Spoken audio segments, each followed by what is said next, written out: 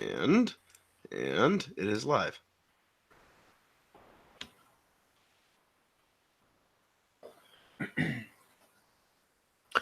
How's it going, Rebels and Blockaders? Welcome back to another episode of Com Chatter with your host, Caden Stetler. And Robin Vogt here, back in New England after a busy time down in Lancaster, Pennsylvania at Celebration Lancaster. Oh, absolutely, man. I guess we can jump right into it. Yeah. Celebration Lancaster was 2 weeks ago? Yeah, 2 weeks. Yeah, it's already been 2 I weeks. feel like it was just yesterday. I know. So if it is your first time listening and you haven't heard about Celebration Lancaster yet, essentially what we did was gave you the celebration experience right here in your backyard. We had vendors. We Mm-hmm. had live streams of Celebration Chicago. Um, we had lightsaber school. We had gaming areas. We had prizes, raffles, all that great stuff. And it was all, of course, to benefit the homeless here in Lancaster. Yeah. And we had a great time. That's right. I can't even begin to tell you. I mean, there's so many stories from that day that were just incredible. But first, Robin, why don't you talk about some of your experiences you had and what your major takeaways were from it?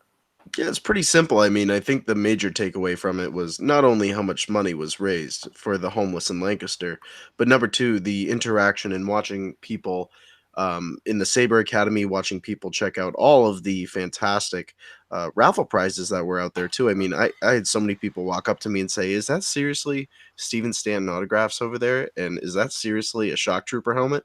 And I was like, "Yeah, go put in your dollar and try to win this thing because it's going to help benefit the homeless and you're going to walk out with a little something if all works out the way you want it to."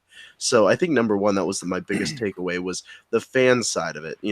Getting to see their faces and see all the smiles from all the people who came to Celebration Lancaster as they were walking around. And of course, Sean Bradley, big shout out to him, coming out as old Luke and being in front of the forest tree and pictures and everything. I mean, come on, mate. Come on, guys. That is the number one best part of the celebration experience. And I think the second thing was getting to as R2 speaks in the background. Yeah, I didn't sound so fun. My bad. It works.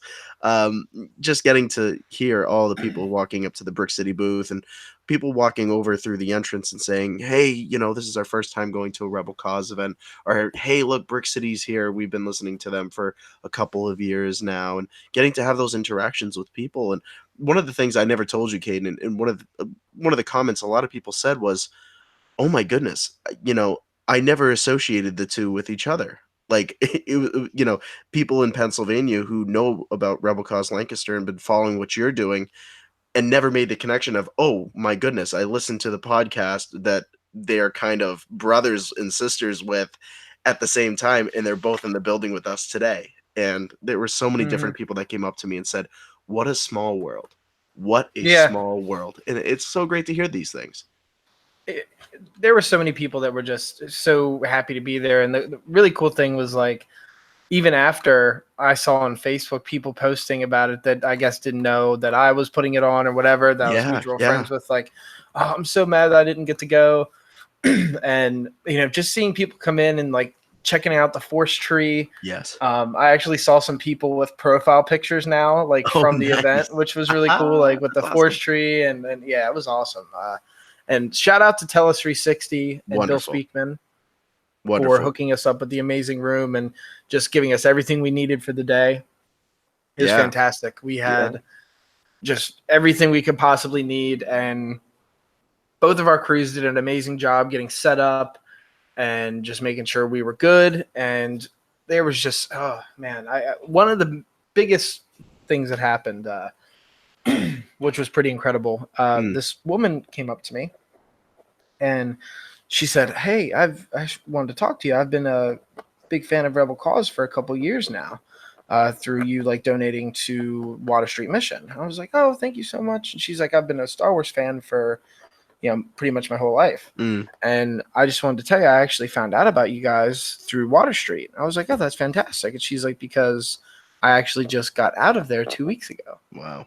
And so she had gone full circle with the mission and, went in with nothing and was able to build herself up. And that was just really cool. That was a really, really cool takeaway. That this woman had known us through that. and that's the whole point. Yeah, it is. Actually seeing people built back up is just amazing. Yeah, knowing that your hard work and time and the folks who have come out to countless and countless events that you have done down there, that's where their money is going. It's going to help individuals like that who have that realization that, you know what, this is my best pathway to a safer and better life.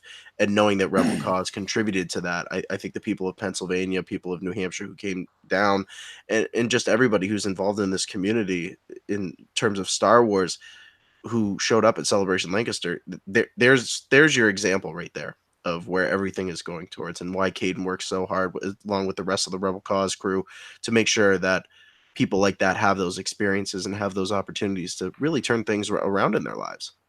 Yeah, no, it was just such an amazing day, and we actually just had the experience to have so many Star Wars fans together. Yes, and just enjoying, trailers and new footage of Fallen Order, the game, and just it was so cool. Like I took a couple minutes and just was able to just walk around and kind of take everything in, and that was really cool.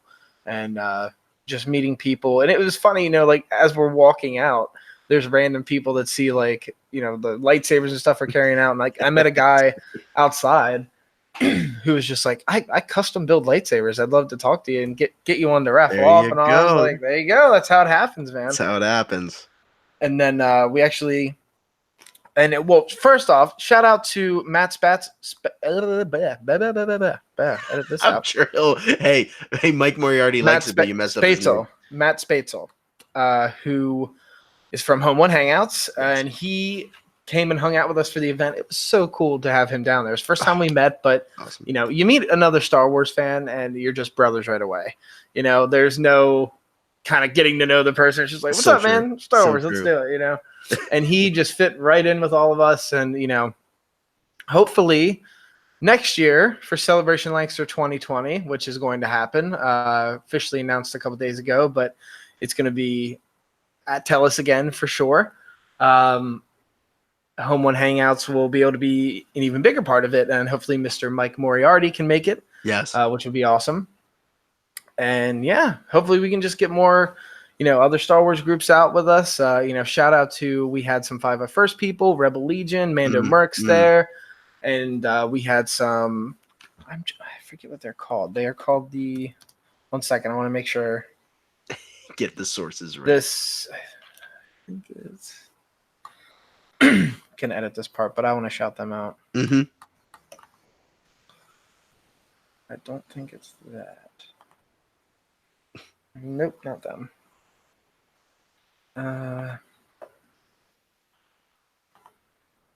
I'll look back through my messages here.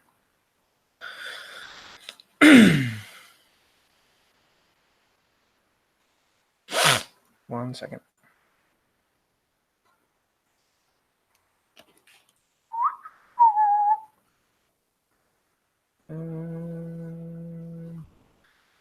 I think it was right before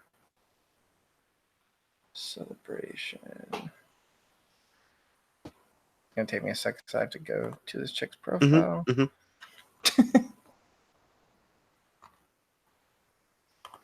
Shout out to the Saber Legion Pennsylvania for coming out as well. We had a couple people make it out. We're definitely looking forward to doing more with them. They're not a choreography group, which I think is cool. I always love the groups that do like the real sword fighting, Right. They try to learn actual sword fighting, which is just really cool to me. So we look forward to getting to know them better, and just everybody we met that day. It was really, really an incredible experience, and we super look forward to doing it again next year. And we can't thank everybody enough for helping us raise all the money that we did. Yeah, in one of the other things I just want to say is just everybody, Home One Hangout, Matt being there, some of the conversations we had with Matt, I never had the opportunity to really interact with him before, but like you said, Kate, it was like family. One of the best moments that I remember is right at the beginning as we're waiting backstage to hop up on the stage and to say our little spiel in front of the people that were in the room at that time.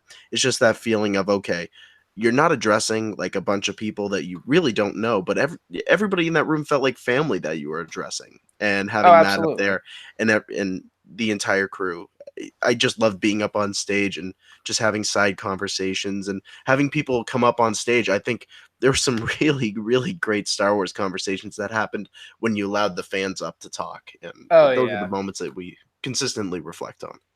Yeah, that's always cool to bring people up. And actually, it was fun. I totally put my mom on the spot. Yes, you did. Brought her up on stage. And it was just fun to have her come up and talk.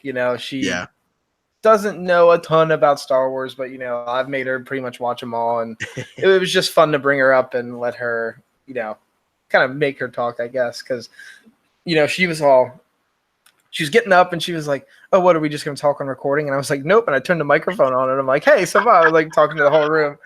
It was pretty funny. That is awesome. That is awesome. And your mom had a lot of fun with it and got very emotional. And I think the room feel that energy too. Oh, absolutely. And so we'll have more pictures here to come in the next week or so from the event. And can't wait to show you guys and can't wait for next year. It's going to be awesome. So we have not had the opportunity to sit down officially, just me and you here, and talk about this trailer, which is arguably the biggest part of Star Wars Celebration. There were some other awesome trailers, but I'm definitely the most excited for Episode 9. Hands down, I think it was the best teaser from the sequel trilogy. Agreed. It did exactly what it was supposed to do, which is just build a ridiculous amount of hype. I was excited the whole way through. They caught me right away with a voiceover from Luke and, of course, Rey flipping over that TIE fighter, which was awesome. But that last shot, man, it was something I was not expecting whatsoever. And just hearing the Emperor laugh, I freaked out. I really did. I was running around my house screaming. Can I give a shout out to Resistance Broadcast quickly? Because recently on their TeePublic page, they have probably one of the best T-shirt designs to come out with Episode 9 coming right around the corner too.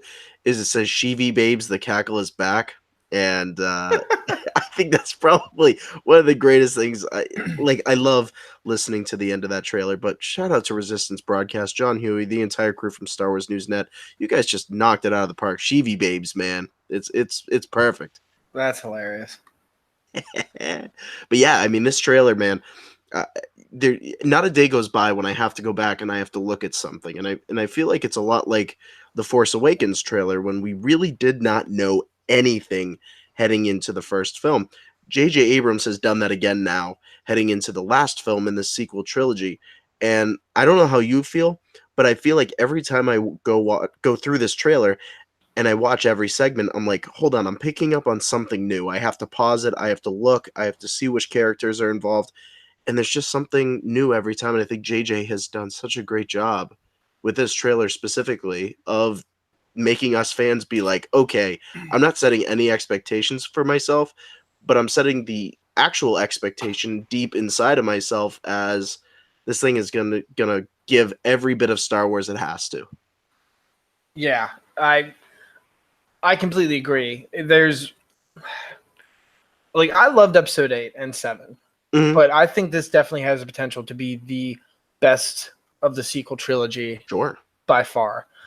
They're wrapping up all these loose ends, and we're just really in store for this amazing experience. And I think a lot of the expectations with 8 are going to be kind of turned around, not in a retcon kind of way. Sure. But I think we were led to believe some things that probably aren't true or just are true from a different point of view. And it's going to be pretty cool to see. I'm really excited to see how they wrap up the Skywalker saga. And I mean, even just the name brings up more questions than anything. The Rise of Skywalker. What do they mean by it? Yeah. What does that even mean? Because, I mean, besides Leia, all the Skywalkers are gone. Right. And, I mean, is Kylo kind of fitting in that box? I don't know. Yeah, I think this is probably part of the deeper conversation, which is not necessarily the breakdown of the trailer, but the overall concept of the name, The Rise of Skywalker. And I love Kevin Smith, man. I absolutely love what he came out and said. He's like, dude, is Skywalker like the next line of Jedi and Rey is going to lead them because of the legend of Luke? And I love what he said with Ralph Garman recently. Yeah. And I think everybody's kind of taken that and run with it. And so many different podcasts out there. I could shout out about 1 million different names. have talked about it as a concept. In my mind, I don't think it means that. I think, number one, what did JJ say from the beginning? We're trying to wrap up the Skywalker saga. So to make it the Rise of Skywalker kind of turns it on its head and says, okay, what the heck does he mean by this? And he's going to have a creative way of doing it. Do I see it necessarily? And I'm curious to hear your thoughts on this, Caden. Do I necessarily see it as being the rise of Luke once again as a Force ghost, or the rise of Rey being a Skywalker? No, I think it's something deeper than that. I really do. Yeah, I don't want it to be called like the Skywalkers is the new thing. Yeah. The new order. I mean, it's cool, but I don't really want that. No. My questions are with Palpatine being back, does it have something to do with Anakin, being the chosen one, maybe taking him out again? Does this completely flip the script on what Kylo meant when he was speaking to the helmet? Yeah. I'll finish what you started. Was he talking about killing Palpatine? There's so many, like we said, there's just a million questions. Yeah. And I think the one thing that we can pull away from all of this, and I'm just saying this as somebody who's really read into the novels, into the canon as well, is the more and more that I read about Snoke, the more I think he was the ultimate puppet of Palpatine. In so many different ways. I think you and I had even talked about that either on the first or second episode of Com Chatter, is this whole concept that, Snoke definitely is not the leader in all of this, that the presence that everybody had felt within the Outer Rim was not Snoke, the person that Thrawn even felt. Even when speaking to the Emperor, that dark presence, no, that's something that Palpatine was building upon, because he knew his downfall was later on down the road, and he knew that he could cheat death, much like Plagueis taught him yet again. So I don't know if there's something deeper to that, and that's what Abrams wants to play off of, but I think we're going to see some stuff that we've never seen before in Star Wars, and I think that it's going to play its way into the canon that almost, in much of us Legends fans, we're going to get that kind of feel from it, which is going to be really cool. Yeah, I think with this last movie, it's going to make us look at the entire saga completely differently. Yeah. Like, it'll really be something special that will make us go back and look at episode 1 and say, oh, wait, this connects all the way to 9. And, just all these little pieces that just finally fit together and everything will make sense. What do you think? No pressure, JJ. Yeah, no pressure at all, JJ. Kate, let me ask you, what do you think the relevance of Jakku is going to be in the final episode here? What do you feel? I think they could go back to Jakku. They keep joking about it, and I feel like JJ wants to turn that joke into something, Yeah.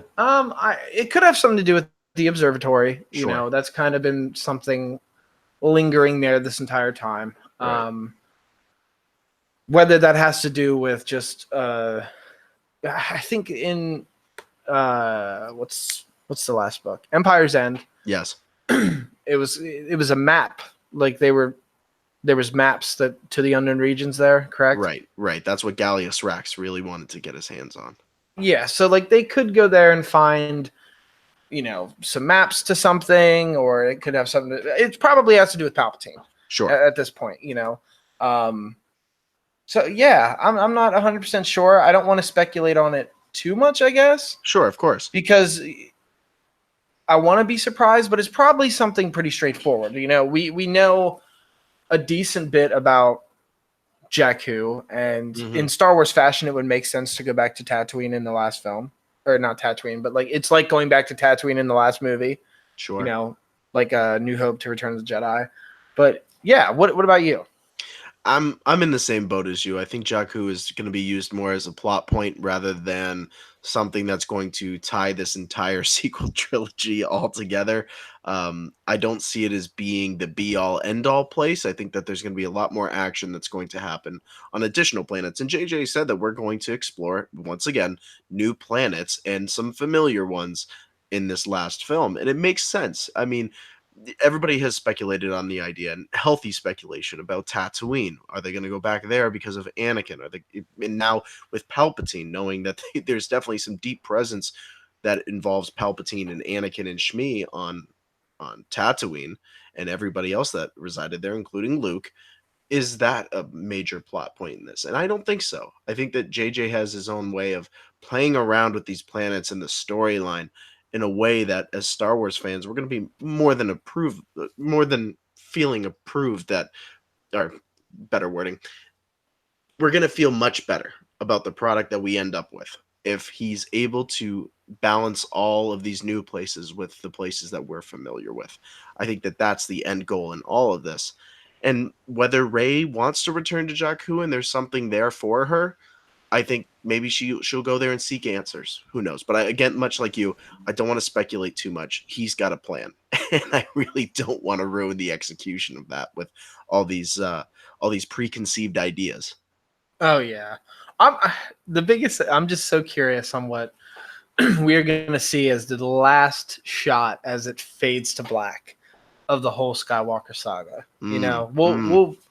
I hope to think back when I'm in the theater to right now and just you see that last shot because it's going to be the little closing circle, right? Like all the Star Wars movies are. It closes in that little circle at the end and cuts to the credits. It's going to be cool to see. It's a exciting and I guess melancholy time because Star Wars that we've known for this long is coming to an end. There's most likely will not be an episode 10, 11, and 12, which is fine. I'm still big in that big on the fact that I really want Kylo to come back.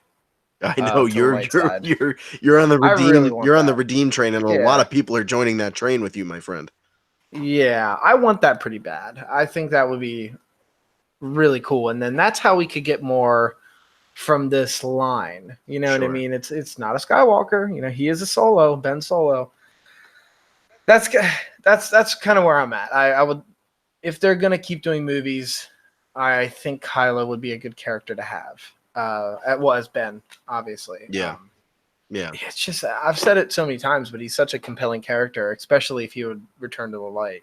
For the sake of the film, if Palpatine is back, you really cannot have Kylo Ren as the big bad because Palpatine is the big bad. He is the big bad.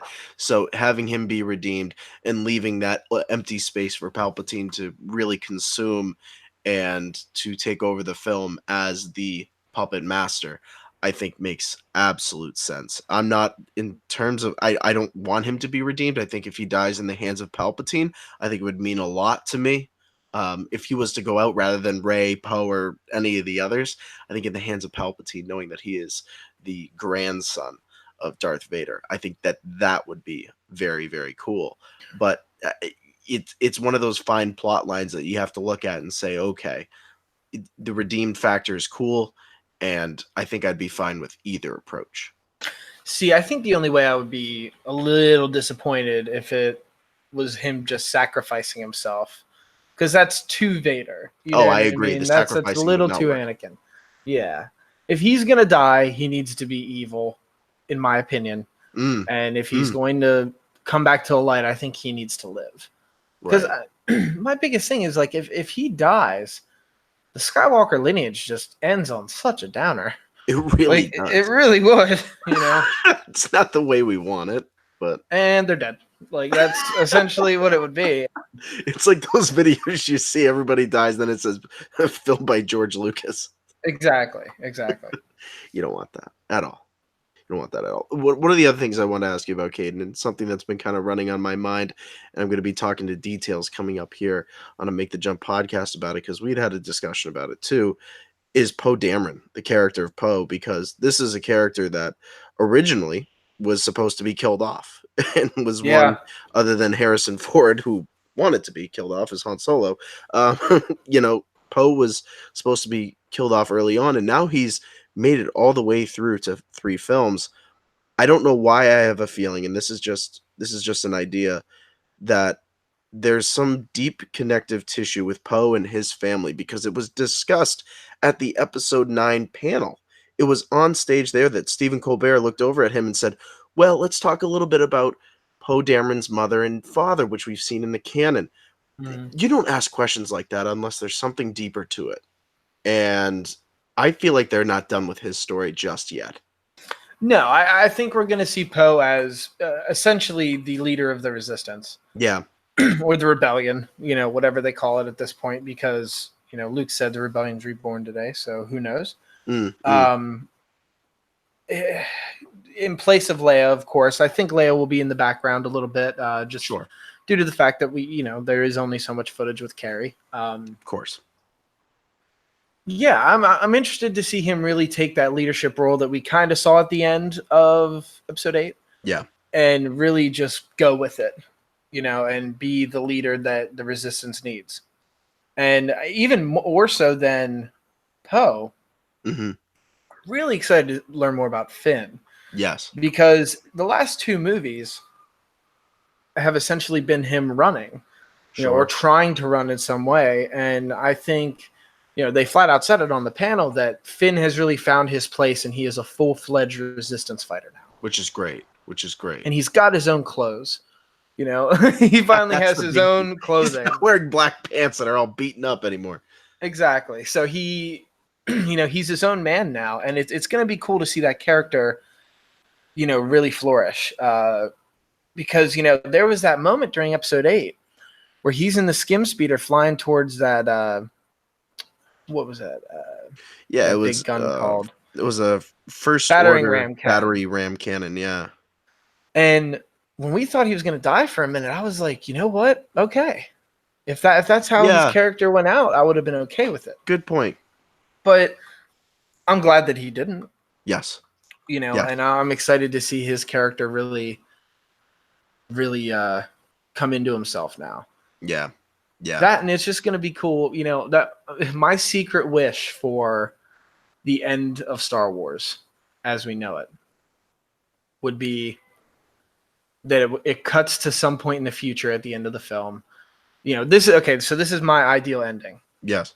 It's Kylo Ren a little older. Well, Ben Solo a little older, being redeemed, and with a bunch of younglings. He's training these new Jedi, and R2 and 3PO are there telling the story of the Skywalkers. Yeah. Because, it would pay homage to the fact that, C-3PO always said he was, no good at telling stories, which we kind of saw in Episode 6. He was telling stories to the Ewoks and stuff. And George always said that Star Wars was from the perspective of R2. Very good. Yeah, that's right.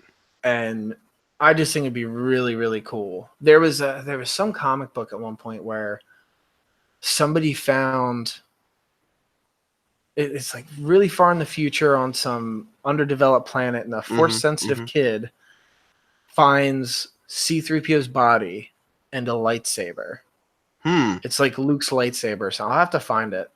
And 3PO is on like a loop, like half destroyed, just telling the story of what happened. Wow. And I always thought that was a really cool story.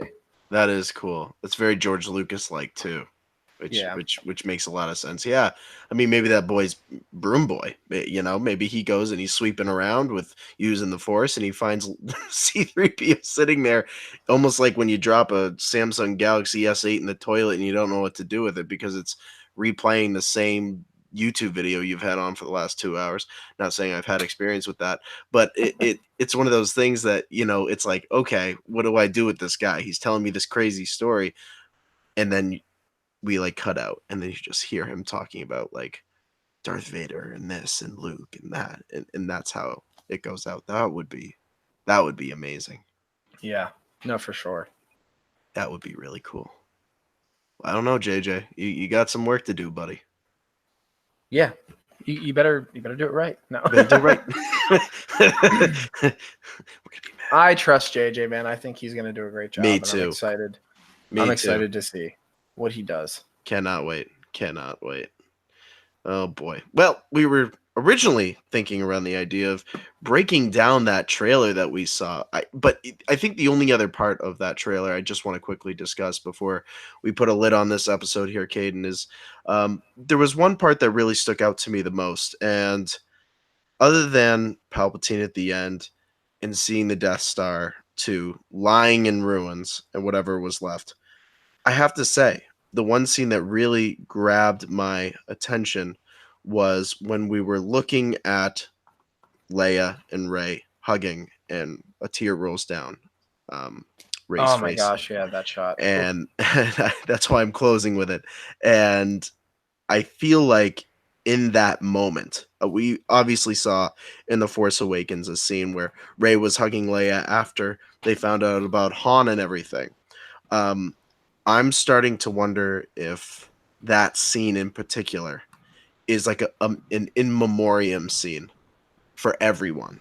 If that's not them looking or visiting where Han was buried, or in that moment with Leia, it's kind of a tribute to everybody from the original trilogy in that moment. I think that JJ's gonna play something precisely in this film where just emotions are gonna let go. And I feel like that moment in the trailer is what he has planned. Yeah,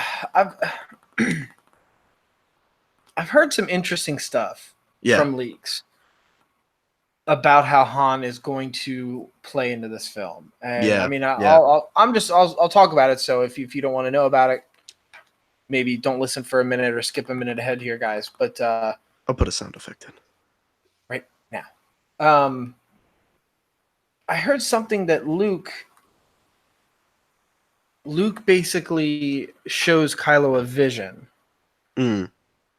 And it's of Han, and Han communicates with Kylo through a vision, whether it's actually Han or just Luke, doing that.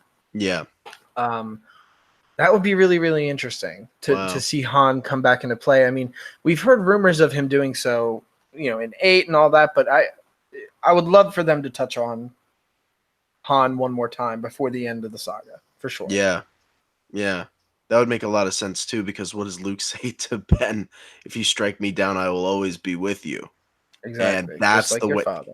Just like your father. And that's the way to haunt him. That's the real way to haunt him, is by showing him where he went wrong in so many different ways. So I agree. I've seen that one. I saw that one actually. I think it was popping around Star Wars on Reddit, and I came across that whole concept, and I agree with you. I think that would be very J.J. Abrams like, and I think in terms of the plot, I mean, oh man, that would be ghostly and everything that Star Wars should be.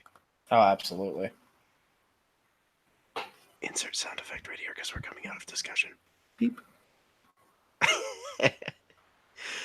Caden. Robin. I think we've come to that time of the show. Plug time? But I think it's plug time.